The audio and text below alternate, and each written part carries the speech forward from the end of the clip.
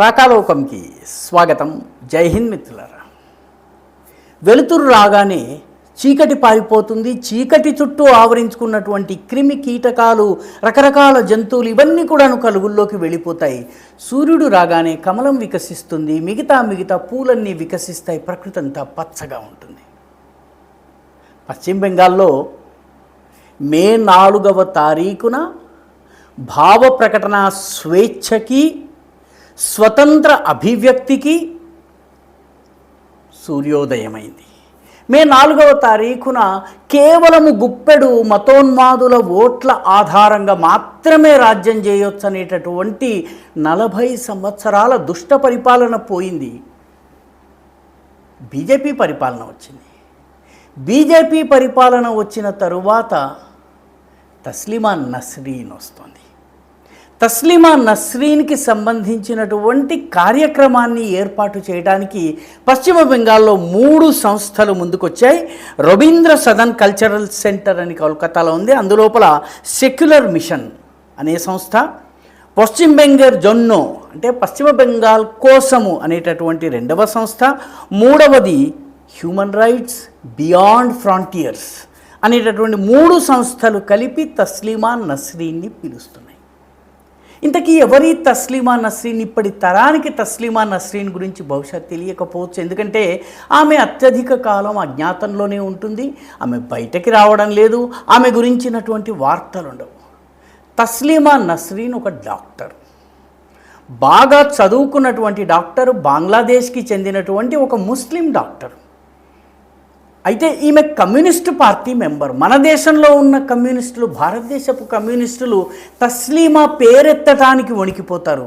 కానీ ఈ బంగ్లాదేశ్లో ఉన్నటువంటి ఈ కమ్యూనిస్టు రచయిత్రి నిజమైన సెక్యులరిజానికి ప్రతీకగా ఒక నవల రాశారు.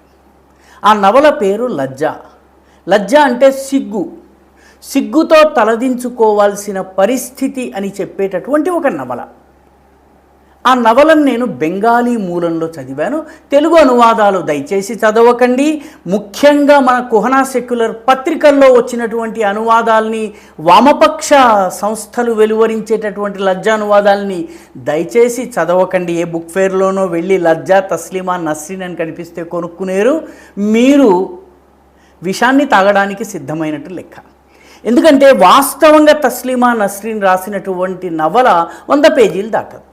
ఈ 100 పేజీలలో బెంగాలీ హిందువుల పైన జరుగుతున్నటువంటి దాడులకు సంబంధించి, ముఖ్యంగా బాబరీ కట్టడం కూల్చివేసిన తరువాత జరిగినటువంటి దాడులు మొదటి నుంచి ఏ రకంగా జరుగుతున్నాయి, వీటికి సంబంధించిన వివరం.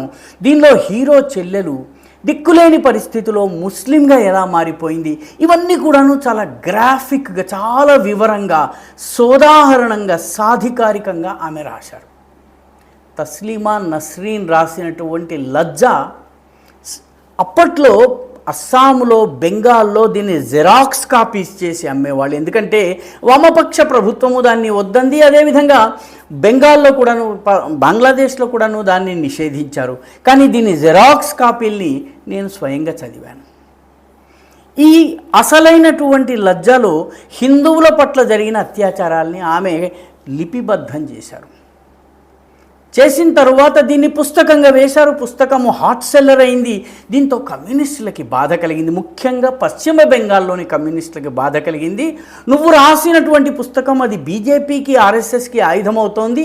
కాబట్టి దయచేసి కొంత అద్వానీని తిట్టు, కొంత వాళ్ళని తిట్టు, కొంత ఆర్ఎస్ఎస్ని తిట్టు అంటే దానిని మార్చి మళ్ళీ ఆమె ఒక 200 పేజీల నవల చేసింది. ఆ 200 పేజీల నవలే మనకి ప్రస్తుతం బజార్లో అందుబాటులో ఉంటుంది.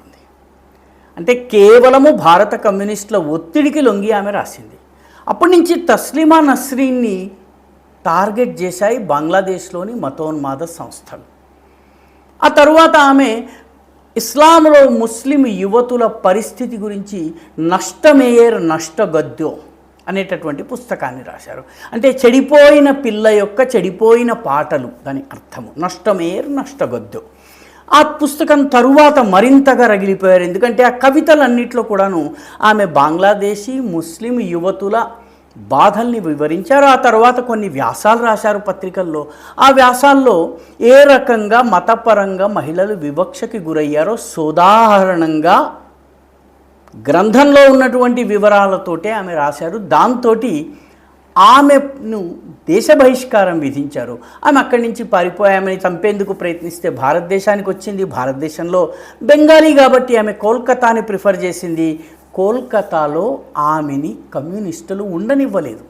2007లో తస్లిమా నస్రీన్ మాకొద్దు, ఎందుకంటే ఆమె ఉంటే మా ముస్లిం ఓట్లు పోతాయి అని వామపక్షం, సెక్యులరిజం గురించి చాలా మాటలు మాట్లాడేటువంటి వామపక్షం వాళ్ళు ఆమెని తరిమేస్తే చివరికి ఢిల్లీలో ఒక అజ్ఞాత ప్రదేశంలో ఆమెను ఉంచారు. అప్పుడప్పుడు స్టేట్మెంట్స్ జారీ చేస్తూ ఉంటారు, 1-2 కార్యక్రమాల్లో పాల్గొంటారు. కానీ ఆమె 2007 నుంచి ఇప్పటి వరకు, అంటే దాదాపు 20 ఏళ్ళు మళ్ళీ బెంగాలీ మాట్లాడే తన కలకత్తాలో కాలు పెట్టలేకపోయింది. ఎందుకంటే ఒకరికన్నా మరొకరు సెక్యులర్ కదా. తృణమూల్ కాంగ్రెస్ అయితే ఆమెను అసలు ఆహ్వానించే పరిస్థితే లేదు, ఆమెను రానివ్వలేదు. ఈ సంవత్సరం మే 4వ తారీఖున ఒక్క ఓటు చేసినటువంటి అద్భుతం వల్ల తస్లిమా నస్రీన్ని పిలిచేందుకు సాహిత్య సంస్థలు సిద్ధమవుతున్నాయి. లిటరీ ఫెస్టివల్లో ఆమె తన రచనల్ని చదివేటటువంటి అవకాశాన్ని కల్పిస్తున్నాయి. శుభేందు అధికారి స్వయంగా ఈ కార్యక్రమంలో ఉండబోతున్నారు. వాస్తవానికి తస్లిమా నస్రీన్ వంటి తిరుగుబాటు కవులను ప్రోత్సహించాలి. ఎందుకంటే భారతదేశం భావ ప్రకటనా స్వేచ్ఛని ప్రోత్సహిస్తుంది.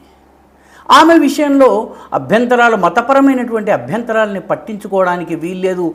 సర్ తన్సే జుదా ఇటువంటి వాగ్దానాల్ని పట్టించుకోని అవసరం లేదు. ఎందుకంటే ప్రశ్న రావణ్ లాంటి వాళ్ళు హిందూ దేవీ దేవతల్ని ఘోరంగా అవమానించిన నాడు మాట్లాడనటువంటి నోళ్ళు తస్లిమా నస్రీన్ దగ్గరకు వచ్చేటప్పటికి సెక్యులర్ ధర్మపన్నాలు, మనోభావాలకు సంబంధించినటువంటి సూక్తి వచనాలు చెబుతూ ఉంటాయి.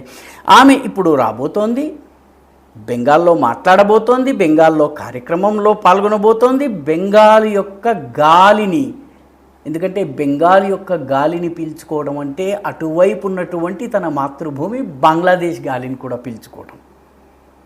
కాబట్టి సాహిత్యపరంగా ఆమె బెంగాల్లో రావడం అనేది 20 సంవత్సరాల తర్వాత జరుగుతోంది. తస్లిమా నస్రీన్ వచ్చి మాట్లాడితే ఏం జరుగుతుందో చూడాలి. ఎందుకంటే ఆమెకు అన్ని రకాల రక్షణ భద్రత కల్పిస్తారు. ఎందుకంటే హైదరాబాద్కు కూడా తస్లిమా నస్రీన్ వచ్చింది. చాలామందికి గుర్తుంటుంది. తస్లిమా నస్రీన్ని ఇక్కడ ఉన్నటువంటి కొందరు రాడికల్ హ్యూమనిస్టులు పిలుచుకుని తీసుకొచ్చారు. రాడికల్ హ్యూమనిస్టులు పిలిచి తీసుకుని అయితే వచ్చారు, కానీ ఆమెకి కల్పించాల్సినటువంటి రక్షణ కల్పించలేదు. మన హైదరాబాద్ ప్రెస్ క్లబ్లో మజ్లిస్ ఇత్తెహాదుల్ ముస్లిమీన్ గూండాలు ఆమెపై భౌతిక దాడికి పాల్పడ్డారు. ఆమెకి రక్షణ కల్పించాల్సిన వాళ్ళు ఏమీ చేయలేదు, చేతులుడికి చూస్తూ ఉండిపోయారు. కనీస రక్షణ కోసం పోలీసుల్ని కూడా పెట్టలేదు. కొందరు విలేకరులు, మతమాధారంగా ఆలోచించేటటువంటి విలేకరులు ఎంఐఎంకి ముందస్తు సూచన ఇచ్చిన కారణంగా ఈ దాడి జరిగింది హైదరాబాద్లో కూడాను. దాంతో తస్లిమా నస్రీన్ అత్యధిక కాలము అజ్ఞాతంలోనే ఉంటూ వచ్చారు. మే 4 తరువాత బెంగాల్లో వచ్చినటువంటి మార్పుల పుణ్యంగా ఆమె ఇప్పుడు బెంగాల్లో మళ్ళీ బెంగాలీ భాషలో తనకు నచ్చినటువంటి మాతృభాషలో తన అభిప్రాయాల్ని వ్యక్తం చేయబోతున్నారు. తస్లిమా నస్రీన్ బీజేపీ సపోర్టర్ కాదు.